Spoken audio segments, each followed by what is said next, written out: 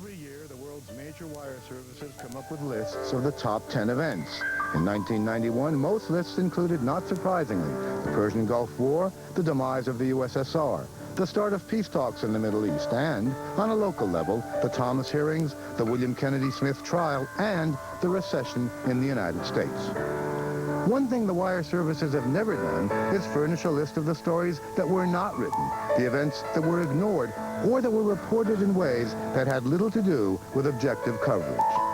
Such a list could prove to be very enlightening, as it might make us ask several questions, such as why certain issues were ignored or distorted. Do Americans really have access to information? Is information censored?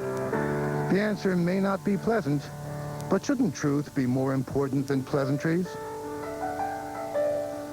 Vladimir and I are pleased to welcome you to this edition of Pozner and Donahue. Our guests on this program are Elizabeth Perez-Luna, who is executive producer and host of Crossroads, a weekly news magazine program produced in Miami for National Public Radio. Ms. Perez-Luna has been a journalist for 23 years, a radio producer since 1979. She was born in Venezuela. She's produced more than 130 half-hour documentaries for radio, contributes regularly to NPR's All Things Considered, Morning Edition, Weekend Edition, and Horizons. We are pleased to welcome Ms. Perez-Luna and also to give you our own personal salute for the wonderful work being done by NPR. Also here is Jefferson Morley, who is former Washington editor of The Nation. Currently National Affairs editor of the Quail Quarterly, that as in Vice President Quail, has also written for the New York Review of Books, the New Republic, and the Los Angeles Times. He's currently completing a book, Rap, the Lyrics, a collection of the words to 175 of the greatest rap songs of all times. I can't wait for this book. You should also know that Mr. Morley is the young man responsible for a New Republic article in 1989 titled What Crack Is Like. He smoked it, and William Bennett, our then drug czar, came down on top of all his bones. Jeff Cohen is also here. You are founder, Mr. Cohen, and executive director of FAIR, Fairness and Accuracy in Reporting, a liberal media watchdog organization based in New York. His columns have appeared in USA Today, the Los Angeles Times, Boston Globe, and other newspapers. You lectured on media issues on national television, radio programs, and you've also appeared on many college campuses. Let me, if we may, give us just your own little capsule here. No American journalist is found in a shallow grave for reporting what the dictator doesn't want to hear. We are the freest nation on earth and brag about it all the time. So kindly share with our audience what, Ms. Luna, do you think is, how does censorship in your view manifest itself here? Well, there are many ways, and I think you calling it censorship sometimes might be misleading, but I think it's by omission, by either not reporting or oversimplifying issues. Soundbite that tells you, that's supposed to say a whole thing and doesn't say enough, lack of context. Inference, things that are not said but are half said, or overemphasis or not enough emphasis, ways in which reporters say things. So that's one way in which you can deal with, label it censorship without being, this kind of sinister group of people who say that's not going to go on. So this is more insidious in many ways, that you can't always see it or feel it. Yes, it is. It is, yes. Mr. Morley. We do have a form of censorship, though, I think of censorship as when government officials take action to restrict the free flow of information. And I think the most prominent example that we have of censorship is called government classification, the classification of government documents, and especially with the end of the Cold War. What is the national security rationale for not revealing information to the American public? Well, in fact, there is no national security rationale, or much less of one. And the rationale now is to spare people in government embarrassment, which is a classic motivation for censorship. Do I understand you to believe that now that the Cold War is over and the Soviet Union has fallen apart, that you think there's a lot of goodies out there that can be told, that would be instructive and in no way jeopardize anybody's national security? Clearly there is, and we're in a whole new era now, and so without saying, that there's lots of secrets that we don't know, let's just open up the books. Let's start writing the history of our recent past. Mr. Cohen. Yeah, I would argue that the worst censorship in this country is corporate censorship. It's not government. The government doesn't arrest journalists. I think what happens is there are economic interests sometimes involved. These media outlets are sometimes owned by powerful corporations, or their advertisers are powerful corporations that should be subjects of news. So part of it is economics. Another thing is politics. The reporters get too close to the people they're covering. And the White House reporters, you know, in that brief blip during Watergate, the goal of a reporter in Washington was to bring down a lying or corrupt president. Now, and throughout the 80s and into 91 and 92, it seemed like the goal was to have lunch with the president. And you find White House correspondents who are playing tennis with the president. So I think the journalists get too close to the people they're covering, and then they don't cover tough stories that might embarrass those subjects. Speaking about stories, we began with a statement that the wire services at the end of the year provide us with their wisdom as to which are the most important stories or were the most important stories of the year. What I'd like to do now is to show you and show our viewers the top 5 for AP and then Reuters, which is the British wire agency, and then the top 5 that we selected as being the ones that were the least covered or not covered the way that we perhaps think they should have been. So let's look at the first one, which is the Associated Press top 5 stories of 1991, and there they have the Persian Gulf War as number 1, the collapse of the Soviet Union number 2, Yugoslavia Civil War, Middle East peace talks, the end of the Cold War. The Reuters agency is somewhat different. They start with the dissolution of the Soviet Union, then the Persian Gulf War, Soviet coup attempt, Yugoslavia Civil War, and world economic recession. There is a similarity there. Now let's look at the 5 top stories that we've selected to speak about initially. We start with the Persian Gulf War, very much like AP, economic recession, the drug war and the Manuel Noriega trial, the Clarence Thomas hearings, and environmental racism. And would you care to start out with that? Yeah, I think the reason the Gulf War has been selected is the essence of a war is people die and people are killed. And in this war, if you looked at the media coverage, you wouldn't know that hundreds of thousands of Iraqis had been killed. And the reason for that is that the war was basically censored, and I would argue that the worst censorship was at home. It wasn't what the Pentagon was doing in the field. The TV networks here made certain decisions that certain footage wouldn't run and certain photographs would not be shown. You know that NBC had very vivid footage of civilian destruction in Basra taken by John Alpert. It wasn't shown. You know about... What's more, John Alpert's contract with NBC was terminated precisely because he brought back that material. Right, he was then punished for doing good, for coming up with good video footage. Also, economic cutback, no sinister motive, quote-unquote NBC News. I don't know that anyone who believes it. I don't think... Well, not even they believed it when they said it, but they said it. Right. Yeah, in any case, the effect on other reporters, whether NBC intended it to have that effect, other reporters can see perfectly well what will be rewarded in the future, and they will make their choices accordingly. Journalists aren't heroes any more than anybody else. They like to keep their jobs. If they see you're going to lose a job for a certain reason... Yeah. Right. One shot can be heard around the world. Exactly. There's this photograph that was shown during the war. Let me help you make your point here, Mr. Cohen. First, we should say that it finally has been published by an American news agency, Time magazine. Incidentally, where are we going with the covers here? Can you imagine a cover like this in the 50s or 60s? Without, obviously, these editors have to draw a crowd. They want you also to know that they aren't printing money in the age of MTV. And so they have to go out and seek an audience, and this is how they're doing it. Was Mary a feminist or a good housewife? Here is the picture. This is grim. This is the, I think we have a better, a closer look at this. This is the charred body of an Iraqi soldier in his truck on a road near the Euphrates River. And it was published in England during the war. It was published in England in the London Observer, and it led to a big outcry and a lot of debate. Is it right to publish such a photo?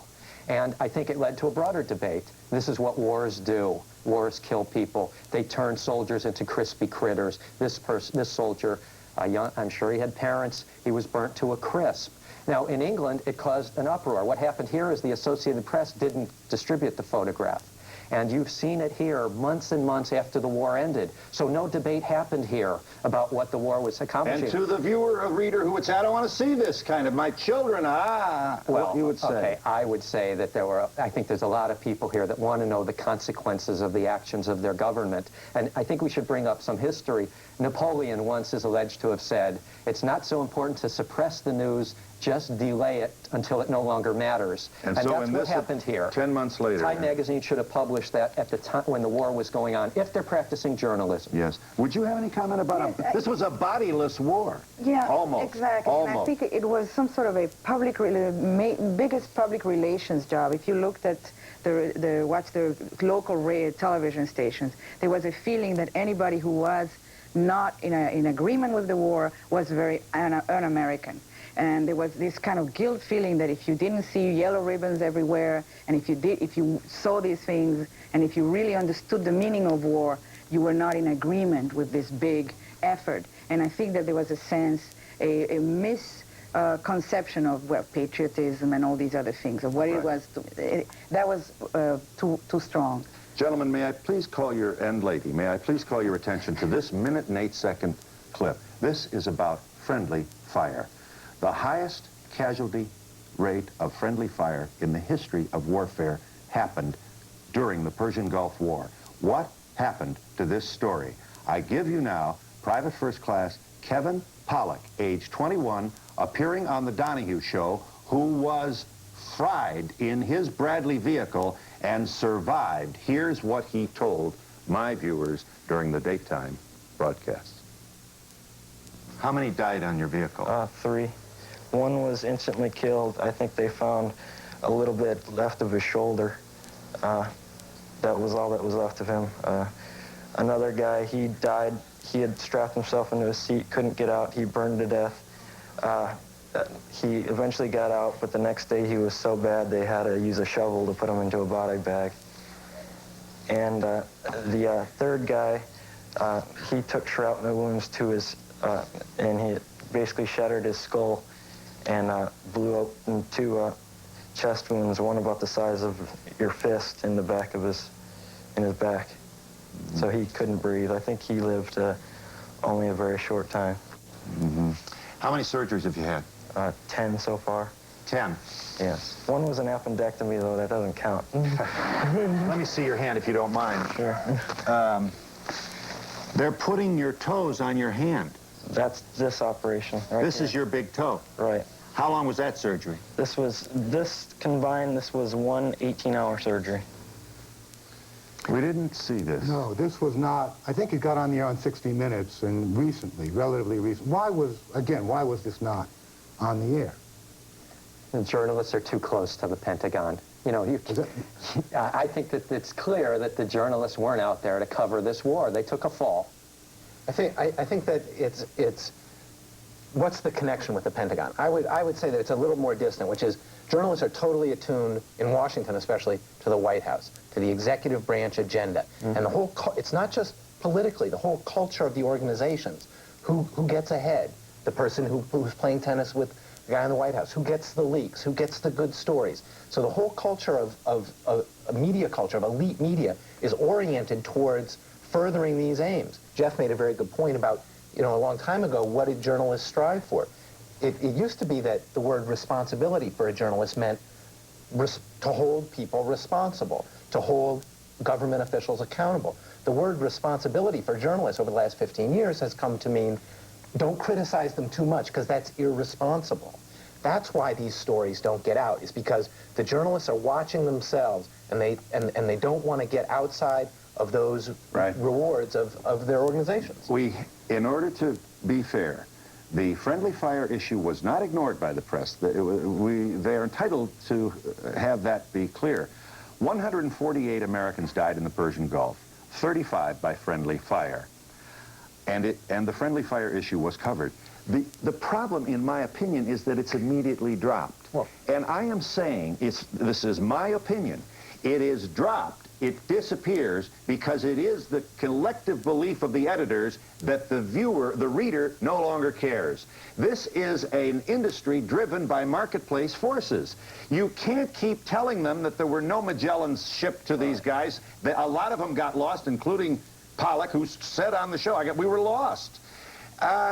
You seem to be saying, keep telling them, And the journalists are saying when we do, they don't read us, and I'm already working for a newspaper that may go under next week.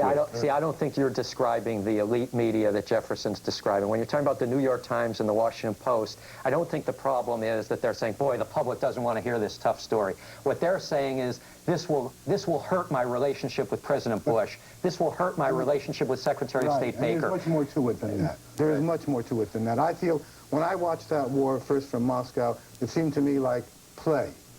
It seemed like, first of all, this great victory of transporting people across an ocean when no one was attacking them. No one in the air, no one on the sea. It was the easiest war in the world. There was no one really to fight out there. It was portrayed as war is wonderful. War is a great computer game that we win and will always win. And I don't think that was only for money. I think there was a sense that we do not want unpleasant things. So there's an aspect of the media that is like, there's a part in which we have to entertain also, that we have to smooth the edges so that you don't end your news by being very shocked, and that you understand that perhaps war is some sort of a game that all the kids have been playing in their computers, and and there's this sense of, we beat them type thing, and that's very dangerous. And we'll be back with this discussion on the 5 undercovered, or perhaps in a slanted way covered, or not covered at all, stories of 1991 in just a moment.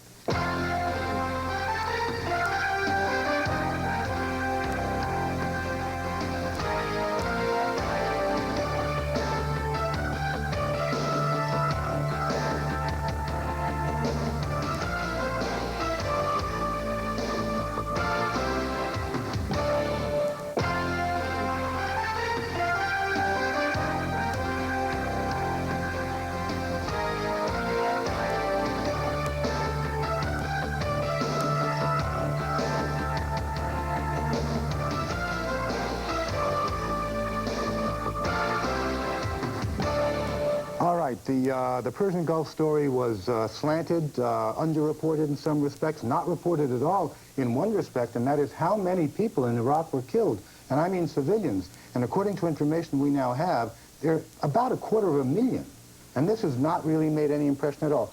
Is there anything else we want to bring up here? Vladimir, I have to make this point. That's a guess. Well, let me tell you this. That's a guess. Now, I may be correct, but one of the reasons that this kind of Chicken Little type stuff doesn't fly is because people... Let me tell you something. I was on your show with a very well-known senator when this was being discussed. And he said he couldn't give the figure to the audience because he said it was information that was not to the public. Classified information. And I whispered into his ear, is it over 150,000? And he nodded to me and said, you're close. And the senator was? I cannot give his name. Well, I'll give a name. All right. I'll give a name. The former Secretary of the Navy, Mr. Lehman, who got very good sources at the Pentagon, said 200,000 Iraqis were killed in a 6-week period. That's an awful lot of people. But, it was never called slaughter, massacre, bloodbath. But, an amazing thing happened right after the war ended. Saddam Hussein, the enemy, started killing a few thousand of his own people, Shiites in the south and Kurds in the north. And all of a sudden, the same news media that never used a word and wouldn't show us these pictures of all the dead Iraqis that the U.S. and its allies had killed, all of a sudden the New York Times and other reporters and media were saying bloodbath, massacre, slaughter. And this is because Saddam Hussein was doing it. Why is it that it's only a slaughter if the enemy does it? Right. But if the U.S. Army is doing it, or the British, then it's not even shown on American television. But is the audience accepting this passively? I mean, what is, when you have phone calls, when you have ratings, which is a measuring stick for programs, what happens? I mean, the assumption is, the typical assumption has always been, this is what the audience wants. And it's been the big enigma of producing programs. But well, how did your show do? That's like this issue of, well, the public doesn't want to hear the bad news. Right. You did a very tough program on Friendly Fire, and it was very graphic. You showed some of it. Were your numbers horrible compared to a show on sex fantasies? No. I don't know. The numbers were very good. Now, and it does make the point that we are not yet going to hell as a nation. A significant number of thoughtful Americans out there give a damn, and very deeply. Right. But you don't, first of all, you don't want to base your journalistic decision-making on a computer number that appears on a piece of paper that comes on what we call in this business the overnights. Yet it is also true that in a very real way, most of us do that. Some of us consciously, and some of us passively or unconsciously. There's a reason the Virgin Mary is on the cover of Time magazine and the SNL crisis incident has never been on the cover of Time. Did you know that? Yeah. Not once. The greatest financial scandal ripoff in the history of the universe has never been on the cover of Time. And I understand why. Time has to sell magazines. They are no less interested in circulation than I am in ratings. So, but into this mix, I ask you, gentlemen, what would you have Time do? Follow your very noble advice and die as a magazine? Now you have even one less outlet of media. No, but journalists aren't businessmen, and businessmen aren't journalists. They have to get together. They have mutual interests, but their interests are not the same. The problem is that journalists are not asserting their professional interests and saying, look, this picture of a dead Iraqi is interesting, it's important, it's new information. People will want to know about this. That's the first and foremost thing that journalists should be doing, is getting out new information, encouraging the flow of ideas and debate, not saying, where am I going to be seen as taking a position in this debate? The point was very well made by Jeff, and that is, he said that they did show the pictures of the people who were killed by Saddam Hussein. Right. That was okay, but they did not show the pictures of the people that were killed by the Allies. And that's the same kind of picture. Right. That's where you get the selective. That's, I think, how you can prove the bias or the censorship. Absolutely. If certain victims are worthy of news coverage and being on the front page. Right. Do you know how many humanitarian aid groups were listed with their addresses in the New York Times when it was Saddam Hussein killing the Kurds? They had like 15 different addresses given so you could help the victims. During the 6 weeks that the U.S. and the Allies were slaying approximately 200,000 people, they never gave a name of a humanitarian aid organization. That's how you look. You compare... All right, let's... But does that become manipulation then? Oh, I think that's a classic example of censorship and manipulation. We didn't see the bodies because the American people didn't want to see them. But wait a second. This is about... Bill, if you got ratings on your show, what would have happened if Time magazine had a cover, Friendly Fire? Find out how the American boys died, or girls, boys and girls. People would have picked it up. I don't know why people would watch. Well, let's just remember that Ronald Reagan did not take the press to Grenada, and that was just fine with the American people. You cannot overlook the influence of popular will on an agency that is competing and in many cases fighting for its life, for its very survival. Right. Ask, you know, I don't have to give a speech to this crowd about the condition of print journalism in America today. Yeah, except you're blaming the public. They are not the major factor. I believe the major factor in why these stories don't get out is, number one, the owners and advertisers of the media, and number two, the journalists are too close to their sources. The public is maybe a distant third or fourth.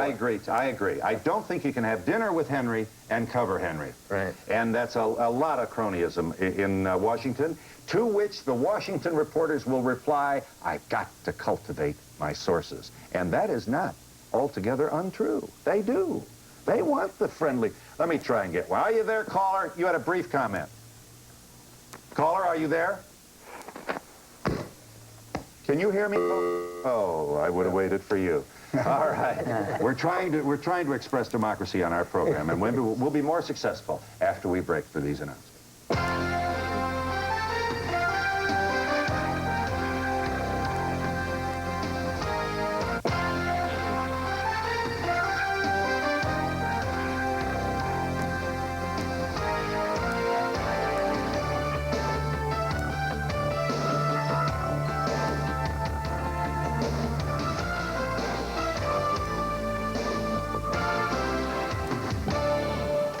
Well, we have gotten our caller back. Please, sir, go right ahead.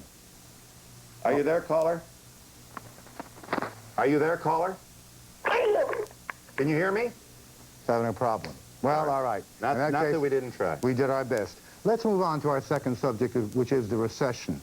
Where do you find that was well, of course, the fact that, of course, the officials were saying there is none, but that's the officials. Well, so were the journalists. Where do you fault the media? Yeah, if you look back in March and April, the journalists were calling the recession over and writing about consumer confidence is surging. We ran an article that had a series of headlines. But the real fault, I think, in the coverage of the recession is The media doesn't look at the structural problems in the economy. There is a global recession, but in this country we have structural problems that are different than the other industrialized countries. For example, in the last 18 years, the average hourly wage has continued to plummet. That's not happening in Western Europe.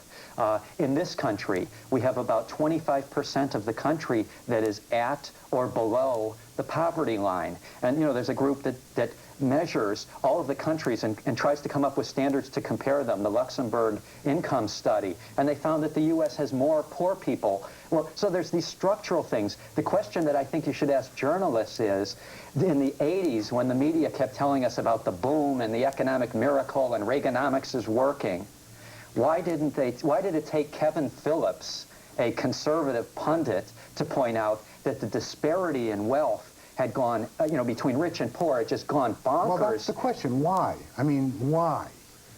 Why is this happening? Is this some kind of, is this a plot? Is this a desire to keep the American people in the dark? Or is this simply for no reason? Are they cozying up to Reagan? No, I come back to the culture of the news organizations themselves. What is the interest of a Washington Post reporter to say, I want to go and find out what happened to East St. Louis? You know, here's the condition. I mean, true social disintegration, you know, the government literally failing to work. Well, that's not a story that you're going to be rewarded for wanting to spend time on. Just within news media organizations, it's not going to be the kind of thing. So that's what I call media censorship. That's not a government official taking action to shut it down. That's the mindset of the organization. And yeah, Phil, you're right. A lot of times, the whole American public doesn't want to hear something like you say. I think you exaggerate, but that does happen sometimes. So within, you know, a newsroom, which is a culture of 100, 150 people, it's just you're not going to bring that up. It's a pain in the neck to deal with. How do we know that the American people do or don't want to know something or see something? How do we get that? I mean, I'm really interested in this. I think it's oversimplifying. Right. I think that there is a need to know, and I think that what we are lacking is context. And there are parts of the media who are dealing with, you know, public radio, alternative magazines, and all these other things. I think it also has to do with money, the amount of money that an organization wants to put into these long investigative pieces. I think that we tend to deal with the immediacy, with the fad, and not trace the context of where we're at, except when in an extreme crisis. And I think that the coverage of issues just at a crisis level is also, takes away from this sense of history, of placement. But don't you think that policy is also involved? Take the Noriega thing. I mean, this is obviously, people would very much like to know what really went on there. But it's not getting out, not because it'll cost a lot of money, not because people don't want to know, but I think because there's some very strong interests that just don't want it to come out. Oh, yeah, absolutely. I mean, that Noriega is a whole chapter in itself. I mean, but the economy, you do have, for example, the Philadelphia Inquirer has just had a six-part America, what went wrong? Bartlett and Steele. A tremendous investigative journalism piece on the tracing why are we in this situation and now. Even in day-to-day journalism. Now, it doesn't have to be investigative. In day-to-day journalism, the reason why throughout the 80s we were hearing about the economic miracle and the boom is because they go to experts from these conservative pro-corporate think tanks in Washington who tell them about the miracle. Who does? The national news outlets, Newsweek, Time, the 3 TV networks, yeah, and I should stress here, Phil, I'm talking about elite media. I'm not. Yeah. I think like Philadelphia paper, the Pittsburgh paper did an excellent series on money laundering. I mean, I think that around the country, outside of Washington, outside of the national media, there's a lot more openness. I think that where you see the real groupthink mentality is in the Washington media. And there were economists all through the 80s who were saying Reaganomics is benefiting only a few and not the majority. And you didn't have to wait for Kevin Phillips after Reagan was heading out of office to tell you that. Why did that happen? Well, let's just drop back here. Well, first of all, we know that the Reagan decade has created this enormous economic chaos that we now feel. I mean, everybody knows somebody. If you're not out of work yourself, everybody knows someone who is. Who out there was going to, for a mainstream journalistic outlet, write a piece predicting that the bottom was going to fall out? It was too risky. You didn't know for sure.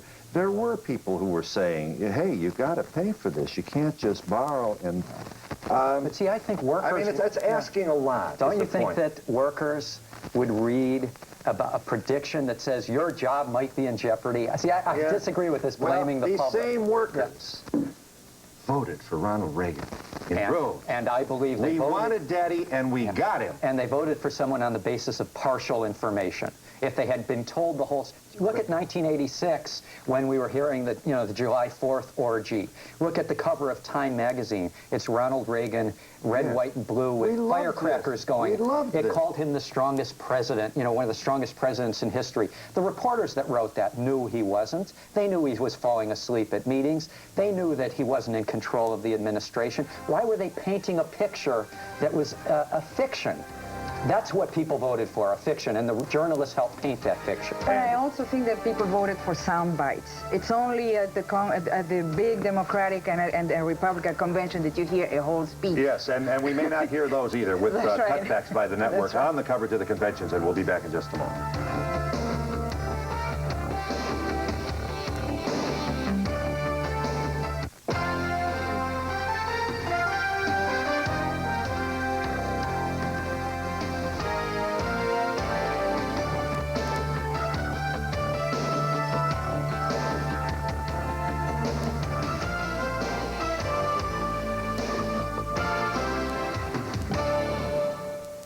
We were just talking about Noriega and the invasion of Panama, and supposedly this was going to stop drugs and all of this, and it's not happening. And obviously, again, the American people got a very weird slant on what was actually going on.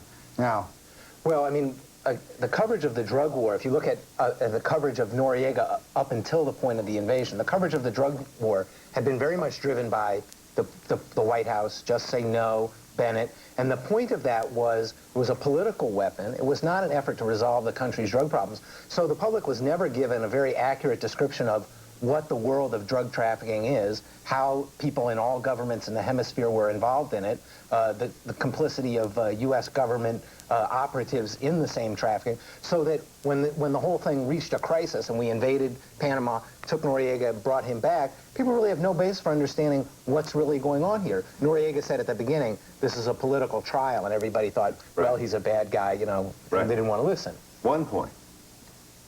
Television cameras are disallowed in federal court. Let us consider the possibilities of the exposure to the American people and the world of this trial if they were televised, as were the William Kennedy Smith hearings, trial in Palm Beach. Now, it's true, I think we'll probably get a bigger crowd for Smith than we would for Noriega, but I think it'll be an entirely different situation, entirely different. Well, if anything, this speaks for... Incidentally, you work in Miami, and that doesn't mean that it's fair of me to ask you this because of your own... Is it possible Noriega will walk? It's possible. I think that the lack of misinformation and rumor that surrounds the whole trial, and not, except for a few journalists who are really, and a few newspapers, is so tremendous that it might be possible. I don't think so. But it's going to take a long time, a lot of money, and a lot of people who should not be out there, and that's my opinion, are walking. But see, that's the essence. And that's really that's the scary part. You're right. The essence of the story is, and it's been reported in the Fort Lauderdale Sun-Sentinel, Warren Ritchie, or Peter Eisner in New York Newsday. The story is that drug criminals who had sentences of life without parole plus 140 years have been getting out of jail for after a year or two or three. They've been given hundreds of thousands of dollars from the federal government, taxpayer money, and they've even been given money for their nannies. Drug dealer after drug dealer, people who were pilots that brought cocaine into this country by the tens of thousands of pounds. Yes. These people are running free, and they weren't even eyewitnesses to anything. So it's what Jefferson has written a number of stories about, how foreign policy is more important than the drug war. And I believe that if this trial were covered on the front page of Time and it was a cover story in Newsweek, the people would be tuning into this because it's a travesty of it's one of the most bizarre trials in history. And no one in this country... We recorded his conversations on the phone between he and his lawyer? Oh, yeah. And if Noriega does get off, people will have no understanding of why did this whole thing happen? Why was there a war? Right. Why was there this trial? Why was... And while we're at it, what's going on in Panama? More drugs being trafficked. But what is the condition of Panama City and the legacy of this war, and who's still sleeping in a tent? Right. Now, this again is another issue where there is no smoking gun here. There has been coverage. Very little. But look, NPR last week. To be sure. NPR last week did a story, Alan Tomlinson, and it was how there's more drugs being trafficked in Panama now than there was under Noriega. Now, why was it during the Panama invasion? Jonathan Marshall of the Oakland Tribune had all of this information that the new government that the U.S. was putting into power were people who were connected to drug money laundering banks. They were connected to drug traffickers. I'm talking about the president of Panama. Right. Linda Robinson has a story in U.S. News on exactly this subject. Right, but it never becomes... Remember, a story to have impact has to be repeated day after day. The Noriega trial should be in the news day after day. Yes, but that's asking the press to be a school teacher with flashcards. You will learn this. The culture of MTV is going to say enough already. Right. And they're not going to watch you, and they'll read you. The problem isn't entirely the media. I mean, if there were a responsible political opposition in the country, which there doesn't seem to be right now, at least not in the capital, then that has an organized, coherent voice with access to the media, then the information that the media brought forth could become part of the debate, and then the media could cover the political debate. But that's what we don't have. So a lot of what we're saying is we're asking the media to substitute for a political opposition. Like you're saying, very good point. But don't act like they don't drumbeat stories. They kept giving you the good news about the weapons in the Gulf War, and the hour after hour after hour, and all of the celebrations afterwards. So don't act like... We all knew that Noriega wore red underwear. That was a very important thing to know about. One of the sad things is that the outcome of this is an increase in the sense of cynicism and disillusionment with the American political process and judicial process. And that will have consequences in terms of political participation. Already does. You know, people, you have statistics saying that 50% of the eligible voters are not even going to bother. That's scary. Don't you think that the coverage of the Thomas hearings also plays precisely into that, and that's on our list? Yes. Why is that on our list? What was censored? I'll tell you why it's on our list. It's on our list briefly because Clarence Thomas testified before there was ever anyone had ever heard the words Anita Hill. He testified for days, and everyone was watching it, and he said things hour after hour that were totally incredible. He hadn't talked about Roe v. Wade in the years since that abortion decision was rendered.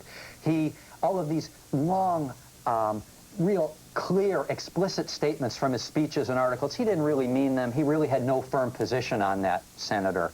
And he was asked about his friend, an African-American who was a paid lobbyist for South Africa. He seemed to be the only person in Washington, D.C. who didn't know his friend was a paid lobbyist for South Africa. Now, given this record of really incredible testimony, which wasn't very harped on. Newsday did a great job on South Africa. But it was reported. It was reported, but it wasn't brought, the pundits didn't emphasize it. By the time Anita Hill came forward, if the media had done their job, what would have happened is people have said, this guy is so lacking in credibility that this is the last straw.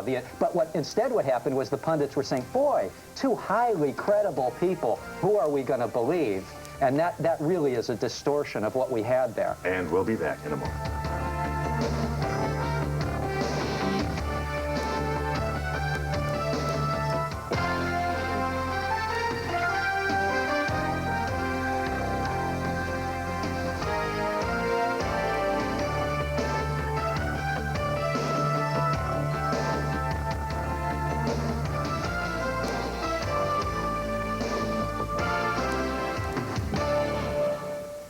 On our list of 5, we have environmental racism. Just what is that?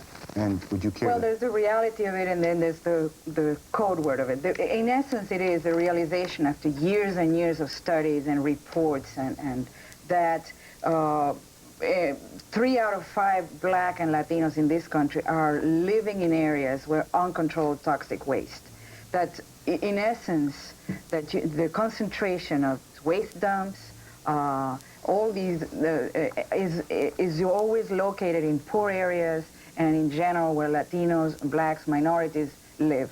And it's a tremendous problem that's not going to affect just, you know, the 20 million people that are directly affected, but everybody overall. You have neighborhoods. Is this covered? It's starting to be covered, although, you know, NPR, Crossroads, our program has covered and you've had people in organizations like Greenpeace and other things warning for years. There's an 87 report of the United Church of Christ Commission for Racial Justice. I mean, this is not something new. It's just now starting to seep in. But in the national media, has it been covered? In the national media, it has not been covered. It has been covered sporadically, anecdotally, and I think that's a problem. The editors of this issue titled Extra, publication of Fair, would not be upset if I showed you, and it's $2.50 and it is available. On one note, chorus, here are caricatures of all the heavyweights in electronic journalism, the 3 anchors, Koppel, Connie Chung, and others. Here's an interesting one. Jeff, just give us one line on what happened at Bohemian. What's the name of the club? Bohemian Grove is where the leaders of the government and corporate elite gather each summer for 2 weeks, and they have speeches and they network with each other. It's off limits to reporters.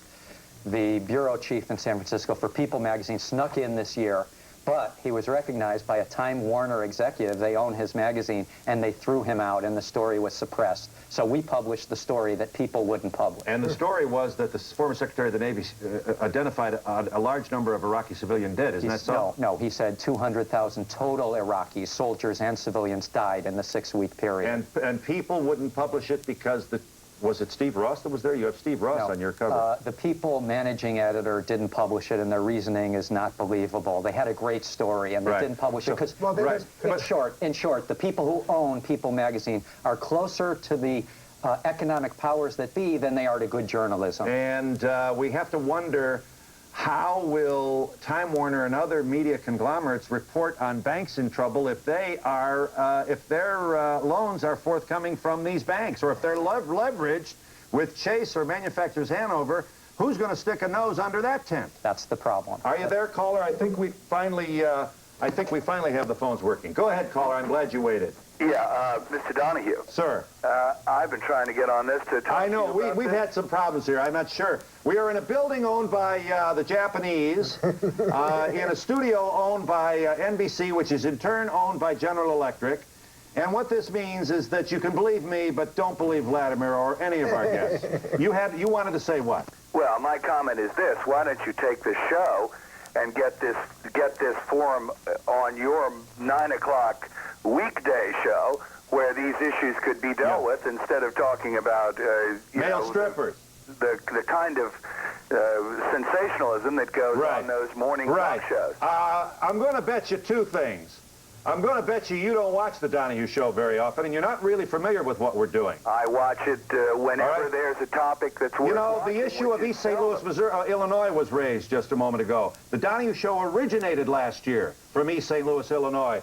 That doesn't make us great, but we are not ignoring the big issues. But it is also true that I've wrestled women on the Donahue Show. It's called trying to attract an audience because I don't want to be a dead hero. And I wish we had more to talk about me. I happen to enjoy that very much. Are you there, caller? Hi.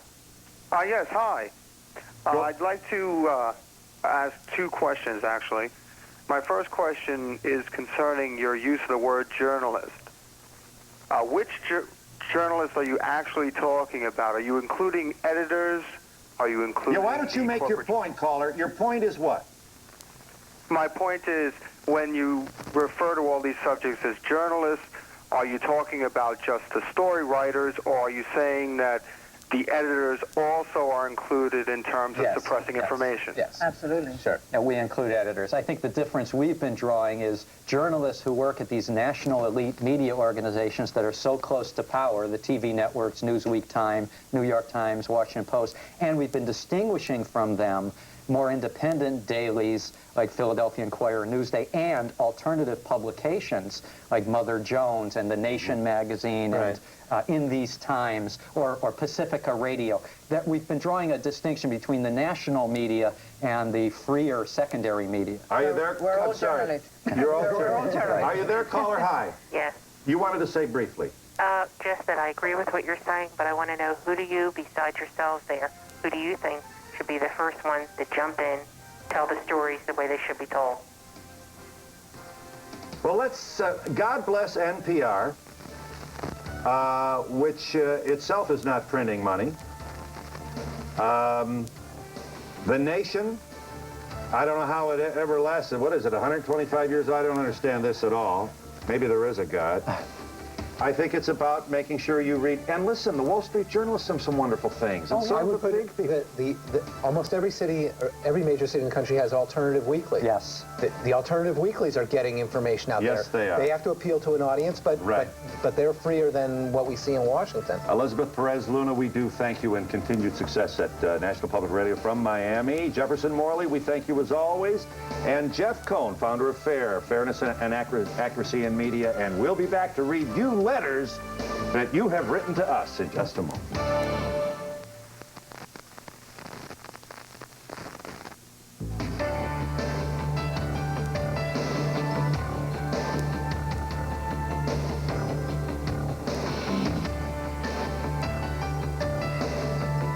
For a Pozner Donahue transcript, send $3 check or money order to Burrell's, Post Office Box 7, Livingston, New Jersey, 07039, or call 1-800-777-TEXT. I am reminded that Time magazine on July 29th of last year did a cover on America's sleaziest banks. No doubt, I don't recall the piece, but no doubt about BCCI and perhaps tangentially dealing with the S&L crisis. So I don't want the folks mad at me because No, but there are some who are mad at us. Make your point. There's some who are mad at us anyway. I'd like to start off some of the letters we received over the year. This one's from Lillian Williamson of Los Angeles, California. She writes, I watched all your programs and found them somewhat disturbing, but intriguing nonetheless. Since you present problems that have no foreseeable solutions, a generous sprinkle of humor should make the medicine go down a bit easier. I'd like to see you and qualified guests compare the Russian school system from kindergarten through college with the American system. Well, someday we may do that. Another letter from Wilma Brubaker of Folsom, California.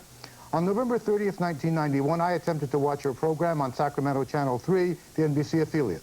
After 30 minutes, I turned my television set off in spite of my interest in the topics under discussion.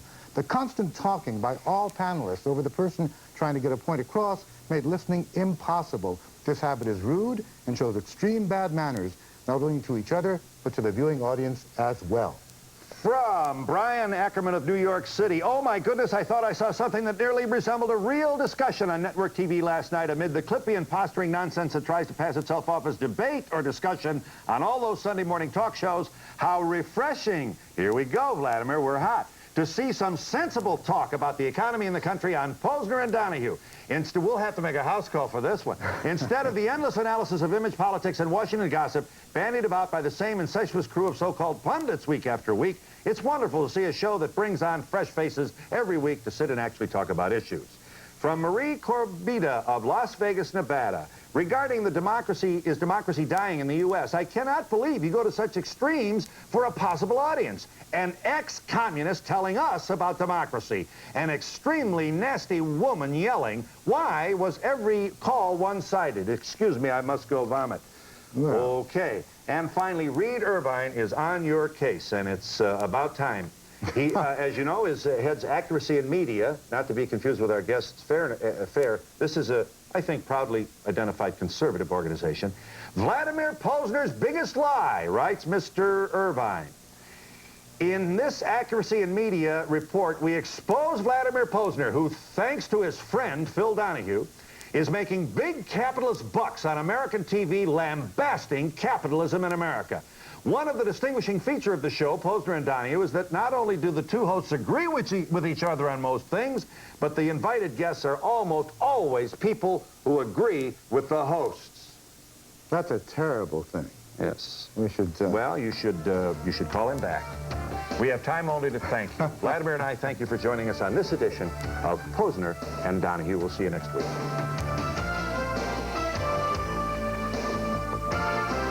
Should state and local groups continue to control school curriculums, or are national standards needed to enable our young people to be better prepared for a global marketplace? Join us Monday night at 10 for Learning in America here on WVIZ.